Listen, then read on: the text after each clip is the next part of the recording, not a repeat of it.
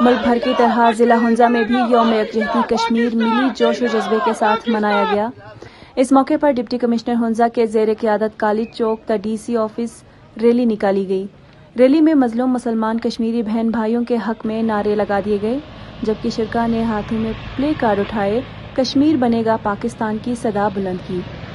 یوم یکجہتی کشمیر کے حوالے سے منعقدہ ریلی سے ڈی سی ہنزا محمد عثمان علی نے خطاب کرتے ہوئے کہا کہ جب تک ہمارے کشمیری عوام ہندوستان کے مظالم سے آزاد نہیں ہوتے، ہماری ہر سطح پر تعاون رہے گی۔ کشمیر پاکستان کا اٹوٹ انگ ہے۔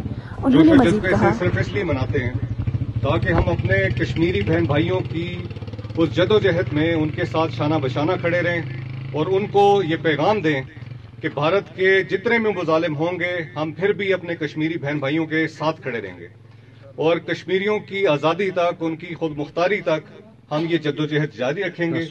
اور یہ چیز ہمارے بڑے بزرگوں اور بچوں کو ہم باور کروانا چاہتے ہیں کہ کشمیر پاکستان کا حصہ ہے اور کشمیر پاکستان کا حصہ بن کے رہے گا۔ پاکستان زندہ باد! پاکستان زندہ باد! کشمیر بنے گا، کشمیر بنے گا، گلگت بلتستان زندہ باد! گلگت بلتستان زندہ باد! پاکستان زندہ باد! بہت شکریہ آپ سب کا، آپ اتنی